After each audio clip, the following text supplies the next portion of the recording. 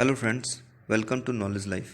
Friends, आज हम लोग डॉक्टर मनीष रंजन जी के NCERT सार संकलन को देखेंगे, जिसमें हड़प्पा संस्कृति को पढ़ेंगे, जहां से आने वाले हर एग्जाम में प्रश्न बनने की पूरी संभावना है। और अगर बात करें BPSC 67 और CDPO की, तो इन दोनों ही परीक्षाओं की डेट आ चुकी है। तो इन्हीं सब बातों को ध्यान में रखते हुए और बिना देर किए हुए शुरू करते हैं आज की सेशन को और देखते हैं सभी महत्वपूर्ण बिंदुओं को। तो चलिए शुरू करते हैं। तो आज का हमारा पहला बिंदु है, रेडियो कार्बन C14 के आधार पर सिंधु सभ्यता की सर्वमान्य तिथि 2350 ईसा पूर्व से 1750 ईसा पूर्व मानी गई है। रेडियो कार्बन C14 के आधार पर सिंधु सभ्यता की सर्वमान्य तिथि 2350 ईसा पूर्व से लेकर 1750 ईसा पूर्व तक मानी गई है। अगला पॉइंट है, व्हीलर ने हड़प्पा को सुमेरियन सभ्यता का उपनिवेश कहा है। व्हीलर ने हड़प्पा को सुमेरियन सभ्यता का उपनिवेश कहा है।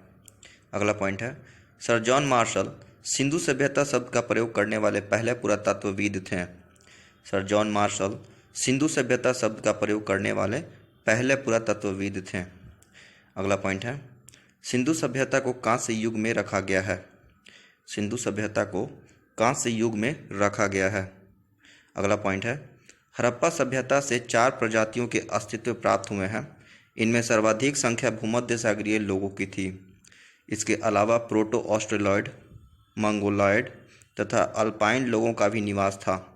यहाँ निग्रो प्रजाति के लोग नहीं रहते थे। इसको एक बार फिर से रिपीट कर लेते हैं।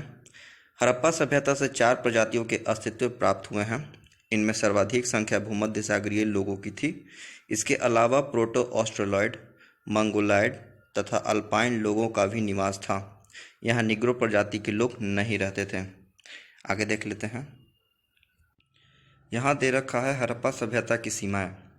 तो हड़प्पा सभ्यता की सीमाएं पूर्व में आलमगीरपुर मेरठ तक, पश्चिम में सूतका गेंडोर बलूचिस्तान, उत्तर में मांडा जम्मू कश्मीर तक तथा दक्षिण में दैमाबाद महाराष्ट्र तक फैली थी। हड़प्पा सभ्यता की सीमाएं पूर्व में आलमगीरपुर मेरठ तक, पश्चिम में सूतका गेंडोर बलूचिस्तान तक, उत्तर में मांडा जम्मू कश्मीर तक तथा दक्षिण में दैमाबाद महाराष्ट्र तक फैली थी। आगे दे रखा है, सिंधु सभ्यता की लिपि भाव चित्रात्मक थी। यह लिपि दाईं से बाईं और बाईं से दाईं ओर लिखी जाती थी। सिंधु सभ्यता की लिपि भाव चित्रात्मक थी। यह लिपि दाईं से बाईं और बाईं से दाईं ओर लिखी जाती थी। हमारा अगला बिंदु है, सिंधु सभ्यता के लोगों ने नगरों तथा घरों के विन्यास के लिए ग्रिड पद्धति अपनाई। सिंधु सभ्यता के लोगों ने नगरों तथा घरों के विन्यास के लिए ग्रिड पद्धति अपनाई। आगे देख लेते हैं। हमारा अगला बिंदु है, घरों के दरवाजे और खिड़कियां सड़क की ओर न खुलकर पीछे की ओर खुलते थे। केवल लोथल नगर के घरों के दरवाजे मुख्य सड़क की ओर खुलते थे। घरों के दरवाजे और खिड़कियां सड़क की ओर न खुलकर पीछे की ओर खुलते थे।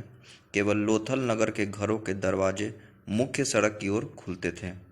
हमारा अगला बिंदु है, सिंधु सभ्यता की मुख्य फसलें गेहूं और जौ थी। सिंधु सभ्यता की मुख्य फसलें गेहूं और जौ थी। आगे है, माप की इकाई संभवतः 16 के अनुपात में थी। माप की इकाई संभवतः 16 की अनुपात में थी। आगे है, मोहनजोदड़ो से प्राप्त अन्नागार सैंधव सभ्यता की सबसे बड़ी इमारत है। मोहनजोदड़ो से प्राप्त अन्नागार सैंधव सभ्यता की सबसे बड़ी इमारत है। मोहनजोदड़ो से प्राप्त बृहत स्नानागार एक प्रमुख स्मारक है, जिसके मध्य स्थित स्नान कुंड 11.88 मीटर लंबा, 7.01 मीटर चौड़ा एवं 2.43 मीटर गहरा है। मोहनजोदड़ो से प्राप्त बृहत स्नानागार एक प्रमुख स्मारक है, जिसके मध्य स्थित स्नान कुंड 11.88 मीटर लंबा, 7.01 मीटर चौड़ा एवं 2.43 मीटर गहरा है। आगे है, सैंधववासी मिठास के लिए शहद का प्रयोग करते थे।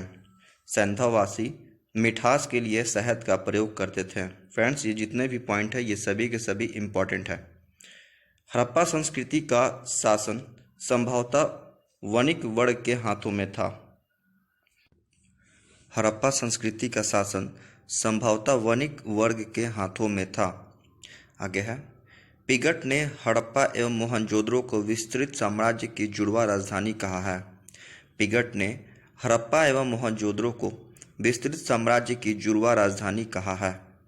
आगे है, सिंधु सभ्यता के लोग धरती को उर्वरता की देवी मानकर उसकी पूजा किया करते थे।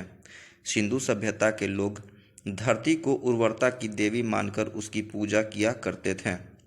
आगे है, वृक्ष पूजा एवं शिव पूजा के प्रचलन के साक्ष्य भी सिंधु सभ्यता से मिलते हैं। वृक्ष पूजा एवं शिव पूजा के प्रचलन के साक्ष्य भी सिंधु सभ्यता से ही मिलते हैं। आगे है, स्वास्तिक चिन्ह संभवतः हड़प्पा सभ्यता की देन है। सिंधु सभ्यता के नगरों में किसी भी मंदिर के अवशेष नहीं मिले हैं। स्वास्तिक चिन्ह संभवतः हड़प्पा सभ्यता की देन है। सिंधु सभ्यता के नगरों में किसी भी मंदिर के अवशेष नहीं मिले हैं। आगे है, सिंधु घाटी के लोग पशुपति की पूजा करते थे। सिंधु घाटी के लोग पशुपति की पूजा करते थे। सिंधु सभ्यता में मातृदेवी की उपासना सर्वाधिक प्रचलित थी। सिंधु सभ्यता में मातृदेवी की उपासना सर्वाधिक प्रचलित थी। आगे है, पशुओं में कुबड़ वाला सांड इस सभ्यता के लोगों के लिए विशेष पूजनीय था। पशुओं में कुबड़ वाला सांड इस सभ्यता के लोगों के लिए विशेष पूजनीय था। शवों को जलाने एवं गाड़ने की दोनों प्रथाएं प्रचलित थी। शवों को जलाने एवं गाड़ने की दोनों प्रथाएं प्रचलित थी। हड़प्पा में शवों को दफनाने जबकि मोहनजोदड़ो में जलाने की प्रथा विद्यमान थी। हड़प्पा में शवों को दफनाने जबकि मोहनजोदड़ो में जलाने की प्रथा विद्यमान थी। लोथल एवं कालीबंगा में युग्म समाधियां मिली है। लोथल एवं कालीबंगा में युग्म समाधियां मिली है। आगे देखते हैं फ्रेंड्स, यहाँ दे रखा है सैंधो सभ्यता यानी सिंधु सभ्यता के प्रमुख स्थल, जिसमें वर्ष दे रखा है, उसके उत्खननकर्ता दे रखे हैं प्रमुख स्थल के, और नदी दे रखा है और साथ ही स्थिति दे रखा है। तो आइए हम लोग देख लेते हैं इसको। वर्ष 1921 में दयाराम साहनी के द्वारा हड़प्पा स्थल का उत्खनन किया गया, जो कि रावी नदी के बाएं तट पर है, और ये जो है पाकिस्तान गोमरी जिला में स्थित है। 1921 में दयाराम साहनी के द्वारा हड़प्पा स्थल का उत्खनन करवाया गया, जो कि रावी नदी के बाएं तट पर स्थित है, और ये पाकिस्तान गोमरी जिला में स्थित है। आगे है, 1922 ईस्वी में राखल दास बनर्जी के द्वारा मोहनजोदड़ो स्थल का उत्खनन करवाया गया, जो कि सिंधु के बाएं तट पर है, और ये जो है पाकिस्तान सिंध प्रांत का लरकाना जिला में स्थित है। 1922 में राखल दास बनर्जी के द्वारा मोहनजोदड़ो स्थल का उत्खनन करवाया गया, जिसमें जो कि सिंधु के बाएं तट पर स्थित है, और ये पाकिस्तान सिंध प्रांत का लरकाना जिला में स्थित है। आगे है, 1931 में गोपाल मजुमदार के द्वारा चनहुद्रो स्थल का उत्खनन करवाया गया, जो कि सिंधु नदी के तट पर है, और ये सिंध प्रांत पाकिस्तान में स्थित है। आगे है, इसको एक बार फिर से रिपीट कर लेते हैं। 1931 में गोपाल मजुमदार के द्वारा जो है चनहुद्रो स्थल का उत्खनन करवाया गया, जो कि सिंधु नदी के तट पर है, और ये सिंध प्रांत पाकिस्तान में स्थित है।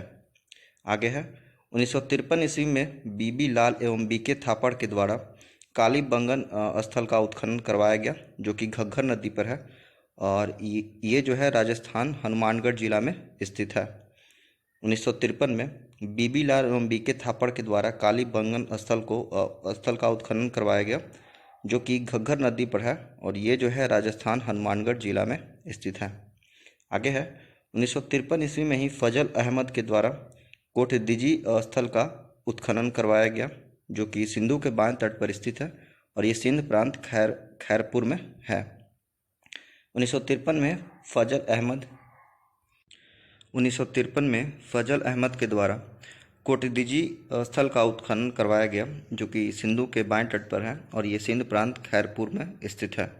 आगे है, 1953 से 54 में रंगनाथ राव के द्वारा रंगपुर स्थल का उत्खनन करवाया गया, जो कि मादर नदी पर है, और ये गुजरात काठियावाड़ में स्थित है।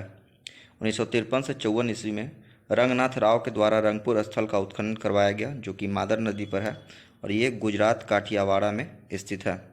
आगे है 1953 से 56 के बीच जो है यज्ञदत्त शर्मा के द्वारा रोपड़ स्थल का उत्खनन करवाया गया, जो कि सतलुज नदी पर है और ये पंजाब रोपड़ में स्थित है।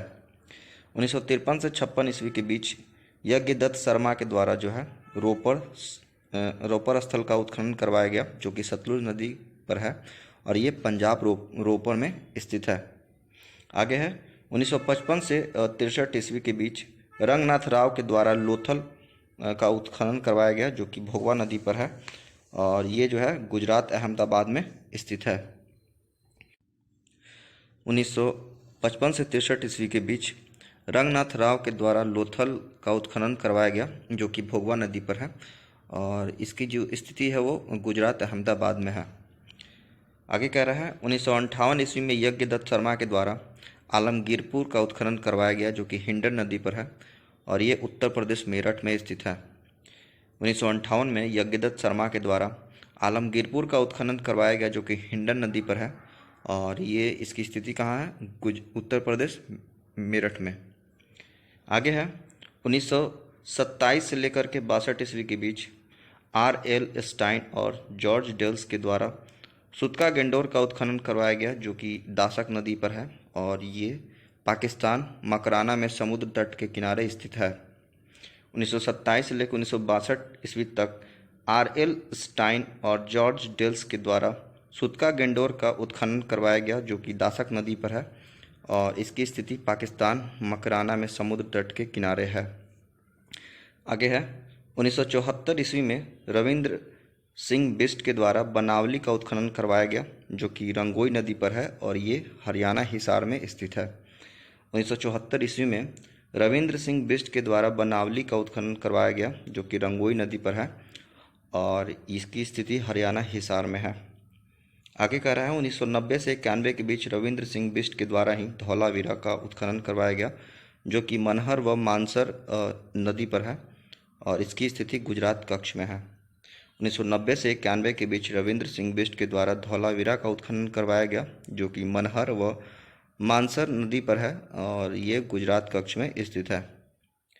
आगे कह रहा है 1963 से लेकर 1979 के बीच जॉर्ज डेल्स के द्वारा बालाकोट का उत्खनन करवाया गया, जो कि बिंदार नदी पर है और इसकी स्थिति अरब सागर में है।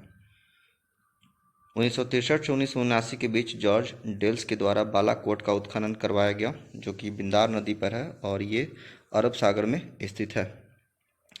आगे कह रहा है 1975 से लेकर 1976 तक जेपी जोशी के द्वारा मांडा का उत्खनन करवाया गया, जो कि चिनाब नदी पर स्थित है और ये जम्मू अखनूर में स्थित है। 1975 से 76 के बीच जेपी जोशी के द्वारा मांडा का उत्खनन करवाया गया, जो कि चिनाब नदी पर है और ये जम्मू कश्मीर में स्थित है। आगे देख लेते हैं।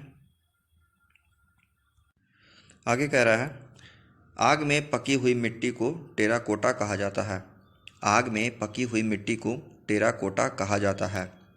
आगे है हड़प्पा संस्कृति के सर्वाधिक स्थल गुजरात आज़ादी के बाद में मिले हैं। हड़प्पा संस्कृति के सर्वाधिक स्थल गुजरात में मिले हैं, जो कि आज़ादी के बाद मिले हैं। आगे कह रहा है सिंधु घाटी के लोगों की एक महत्वपूर्ण रचना नृत्य करती हुई बालिका की मूर्ति है, जो कांसे से निर्मित है। सिंधु सभ्यता के लोगों की एक महत्वपूर्ण रचना नृत्य करती हुई बालिका की मूर्ति है, जो कांसे से निर्मित है। आगे कह रहा है मोहनजोदड़ो का अर्थ होता है मुर्दों का टीला। मोहनजोदड़ो का अर्थ होता है मुर्दों का टीला। आगे है सिंधु सभ्यता की लिपि में 64 मूल चिन्ह तथा 250 से 400 तक अक्षर हैं। सिंधु सभ्यता की लिपि में 64 मूल चिन्ह तथा 250 से 400 तक अक्षर हैं। आगे कह रहा है लिपि में सर्वाधिक प्रचलित चिन्ह मछली का है। लिपि में सर्वाधिक प्रचलित चिन्ह मछली का है। आगे है सिंधु सभ्यता के विनाश का संभवतः सबसे प्रभावी कारण बाढ़ था। सिंधु यानी सिंधु सभ्यता के विनाश का संभवतः सबसे प्रभावी कारण बाढ़ था। आगे देख लेते हैं। आगे कह रहा है हड़प्पा तथा मोहनजोदड़ो की खुदाइयों से पता चलता है कि कई बार इन नगरों का पुनर्निर्माण किया गया था। हड़प्पा तथा मोहनजोदड़ो की खुदाइयों से पता चलता है कि कई बार इन नगरों का पुनर्निर्माण किया गया था। आगे दिए रखा है हड़प्पा संस्कृति की आयातित वस्तुएं एवं आयातक क्षेत्र दे रखे हैं। तो एक तरफ आयातित वस्तुएं दे रखे हैं और दूसरी तरफ आयातक क्षेत्र जहां से इसको लाया गया है। तो सबसे पहले है सोना। सोना को कहाँ से आयात किया जाता था? तो कर्नाटक कोलार से, फारस अफगानिस्तान से आयात किया जाता था सोना का। दूसरा है चांदी। चांदी का आयातक क्षेत्र मद्रास, फारस, अफगानिस्तान था। कहाँ था? मद्रास, फारस, अफगानिस्तान से चांदी का आयातक किया जाता था। आगे है तांबा। तांबा का आयात किया जाता था खेतड़ी राजस्थान से, बलूचिस्तान और अफगानिस्तान से। तांबा का आयात जो है खेतड़ी राजस्थान, बलूचिस्तान तथा अफगानिस्तान से किया जाता था। आगे है टीन। टीन का आयात मध्य एशिया, ईरान, अफगानिस्तान से किया जाता था। टीन का आयात मध्य एशिया, ईरान तथा अफगानिस्तान से किया जाता था। आगे है सीसा। सीसा का आयात राजस्थान, दक्षिण भारत, ईरान तथा अफगानिस्तान से किया जाता था। सीसा का आयात राजस्थान, दक्षिणी भारत, ईरान तथा अफगानिस्तान से किया जाता था। आगे है गोमेद। गोमेद का आयात सौराष्ट्र, गुजरात से किया जाता था। गोमेद का आयात ये सौराष्ट्र से, जो कि गुजरात में है, यहाँ से किया जाता था। आगे है फिरोजा। फिरोजा का आयात फारस से किया जाता था। फिरोजा का आयात ये फारस से किया जाता था। आगे है लाजवर्द।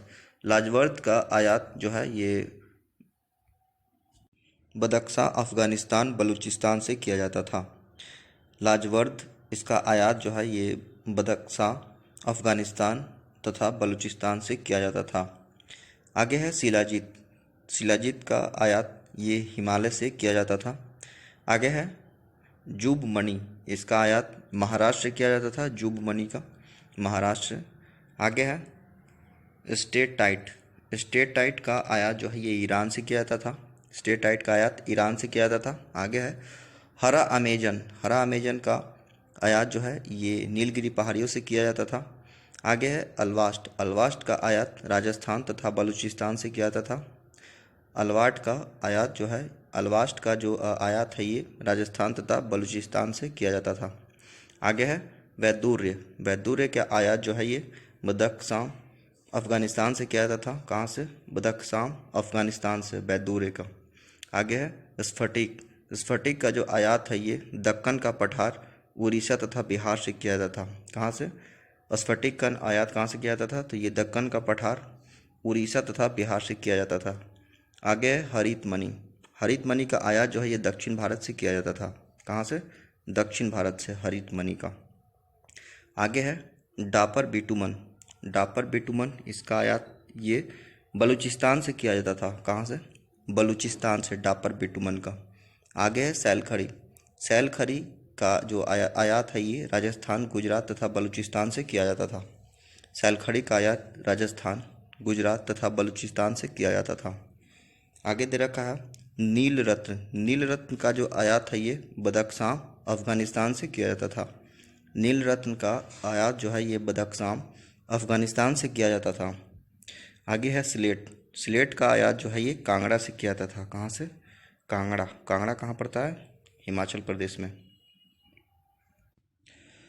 आगे देख लेते हैं फ्रेंड्स। आगे दे रखा है हड़प्पा संस्कृति का पतन एवं मत। तो एक तरफ मत दे रखा है, दूसरी तरफ प्रस्तुतकर्ता विद्वान दे रखा है। तो आर्यों का विनाश ये प्रस्तुत किया गया है व्हीलर व गार्डन के द्वारा। मतलब कह रहा है कि हड़प्पा संस्कृति का जो पतन हुआ किसके द्वारा हुआ? तो ये आर्यों द्वारा पहला दे रखा है कि आर्यों द्वारा विनाश हुआ था। ये किसके द्वारा प्रस्तुत किया गया था? तो ये व्हीलर व गार्डन के द्वारा ये प्रस्तुत किया गया, बताया गया है कि हड़प्पा संस्कृति का जो पतन है वो आर्यों द्वारा हुआ था। आगे दे रखा है भीषण बाढ़ द्वारा नष्ट। तो ये किसने बताया था कि भीषण बाढ़ द्वारा नष्ट हो गया था? तो ये बताया था मार्शल मैके व SR राव ने।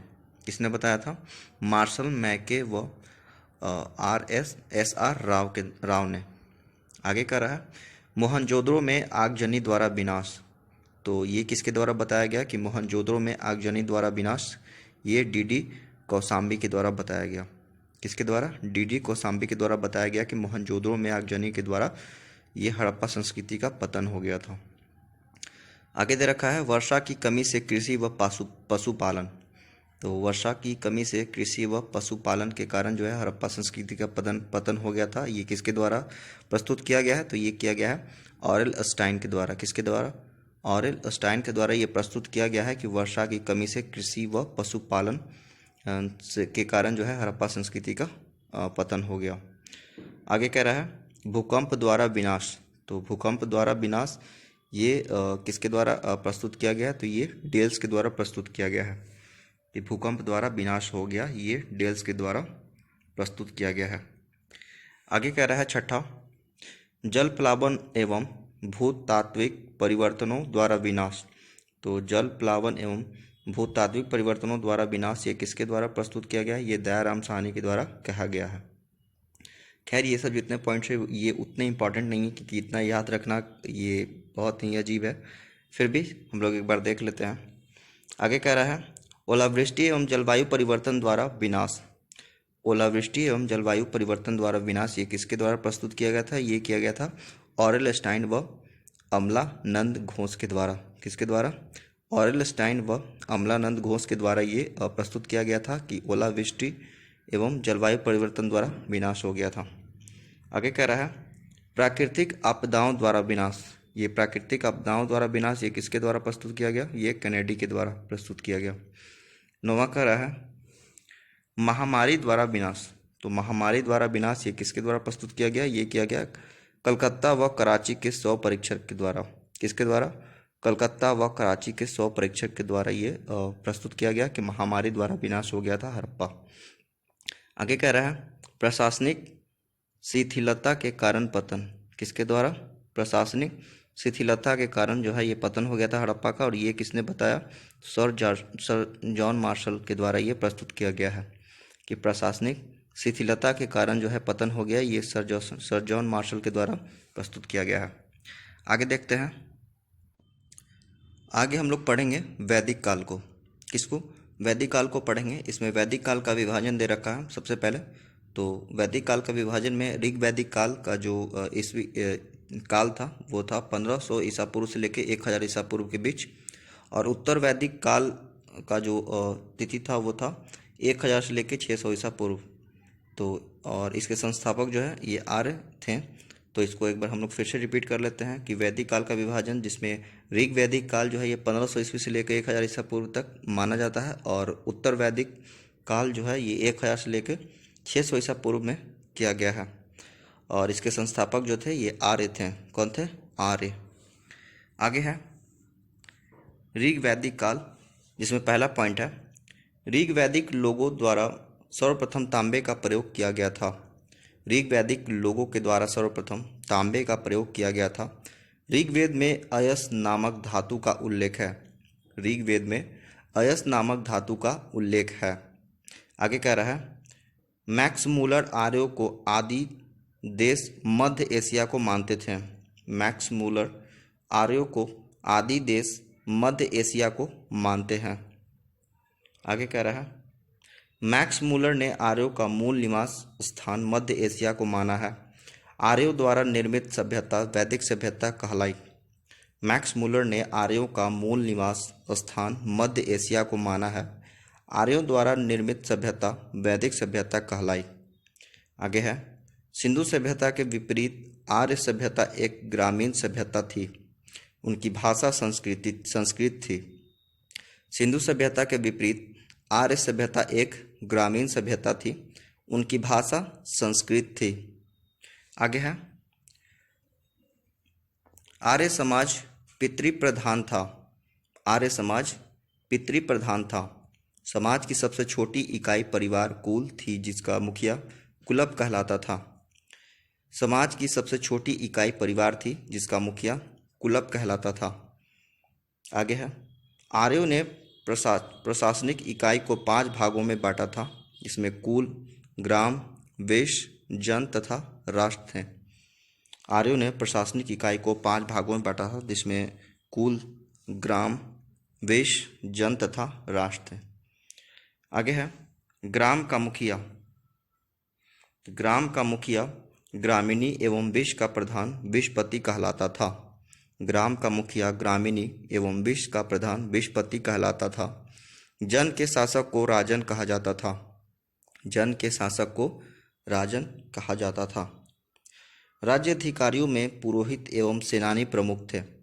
राज्याधिकारियों में पुरोहित एवं सेनानी प्रमुख थे। सूत, रथकार एवं कम्मादी नामक अधिकारी रत्नीन कहे जाते थे। सूत, रथकार एवं कम्मादी नामक अधिकारी रत्नीन कहे जाते थे। इनकी संख्या राजा सहित करीब 12 हुआ करती थी। इनकी संख्या राजा सहित करीब 12 हुआ करती थी। आगे देखते हैं। आगे दे रखा है वैदिक कालीन नदियाँ। वैदिक कालीन नदियाँ में इसमें प्राचीन नाम एक तरफ दे रखा है, दूसरा में वर्तमान नाम। तो इसमें सिंधु जो कि सिंधु जो है ये प्राचीन नाम है और इसका वर्तमान नाम इंदुस या इंडस है। क्या है? अभी हम लोग इंडस बोलते हैं, इसे इंडस वैली सिविलाइजेशन बोलते हैं सिंधु सभ्यता को। तो इसका वर्तमान में नाम क्या है? सिंधु का इंडस या इंदुस। सरस्वती को सरस्वती ही पहले कहा जाता था। सतलुज का प्राचीन नाम सुतुद्री था। क्या था? सुतुद्री। व्यास का अभी वर्तमान में हम लोग व्यास बोलते हैं और व्यास का जो प्राचीन नाम था वो बिपाशा था। क्या था? बिपाशा। रावी का प्राचीन नाम पुरुषनी था। क्या था? रावी नदी का प्राचीन नाम पुरुषनी था। चिनाब नदी का प्राचीन नाम अस्किनी था। क्या था? अस्किनी। चिनाब नदी का प्राचीन नाम अस्किनी था। आगे है झेलम। झेलम नदी का प्राचीन नाम बितस्ता था। क्या? बितस्ता। ये झेलम नदी का प्राचीन नाम है। आगे है घग्गर। घग्गर का प्राचीन नाम दृशद्वंदी था। क्या? दृशद्वंदी। ये घग्गर नदी का प्राचीन नाम है, दृशद्वंदी। आगे है गोमती। गोमती का ये प्राचीन नाम गोमल था। क्या था? गोमल। गोमल जो था ये गोमती का प्राचीन नाम था। आगे है काबुल नदी। तो काबुल नदी ये वर्तमान में भी कहा जाता है और इसका प्राचीन नाम कुंभा। क्या? कुंभा। कुंभा ये प्राचीन नाम है काबुल नदी का। आगे कर रहा है सुवास्तु। सुवास्तु किस नदी का प्राचीन नाम है? तो ये है स्वात का। किसका? स्वात नदी का। आगे है गंडक। गंडक नदी हम लोग वर्तमान में कहते हैं और इसका प्राचीन नाम सदानीरा है। क्या है? सदानीरा। तो गंडक नदी का प्राचीन नाम क्या है? ये है सदानीरा। आगे है, आगे कह रहा है पूरब दुर्गपति एवं स्पष्ट जनता की गतिविधियों को देखने वाले गुप्तचर होते थे। पूरब दुर्गपति एवं स्पष्ट जनता की गतिविधियों को देखने वाले गुप्तचर होते थे। ये सभी ये दोनों नाम जो भी हमने बोला ये सभी गुप्तचर होते थे जो जनता की गतिविधियों को देखने वाले होते थे। तो पूरब जो कि दुर्गपति की गतिविधियों को देखने वाले गुप्तचर होते थे और स्पष्ट जो थे ये जनता की गतिविधियों को देखने वाले गुप्तचर होते थे। आगे कह रहा है वाज्रपति। वाज्रपति जो था ये गोचर भूमि का अधिकारी होता था।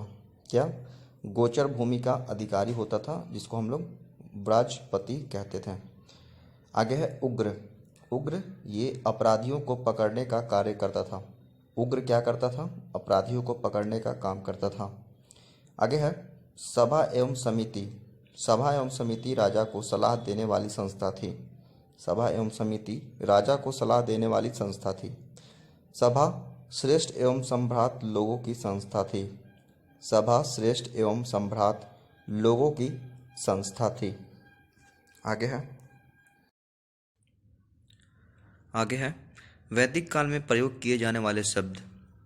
राजा को गोप्ता कहा जाता था। राजा को गोप्ता कहा जाता था वैदिक काल में।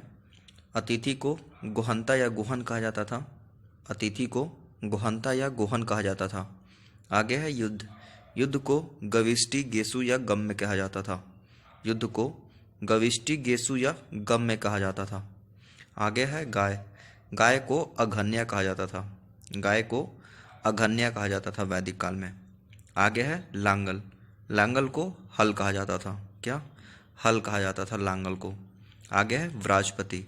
व्राजपति जो था ये चारागाह प्रमुख होता था। क्या होता था? चारागाह प्रमुख होता था व्राजपति। आगे है कुलप। कुलप जो है ये परिवार का प्रधान होता था। कुलप ये परिवार का प्रधान होता था। आगे है स्पर्श। स्पर्श जो है ये गुप्तचर होता था। अभी हमने पढ़ा है कि स्पर्श जो है ये गुप्तचर होता था। खिल्य, खिल्य ये चारागाह होता था। खिल्य चारागाह होता था। आगे है बेकनॉट। बेकनॉट ये बेकनॉट को सूदखोर कहा जाता था। क्या? सूदखोर। सूदखोर या बेकनॉट उसको कहते हैं जो मतलब किसी भी कर्ज को अत्यधिक ब्याज पर दिया गया हो, उसको हम लोग सूदखोर कहते हैं या बेकनॉट।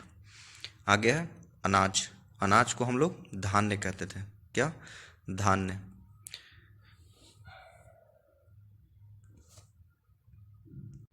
तो फ्रेंड्स, आज का जो वीडियो है हम लोग यहीं तक रखेंगे, क्योंकि आगे भी बहुत सारे महत्वपूर्ण पॉइंट्स है, उसको हम लोग अगले वीडियो में देखेंगे। तो आज का वीडियो यहीं तक हम लोग रखेंगे। तब तक के लिए बाय, टेक केयर।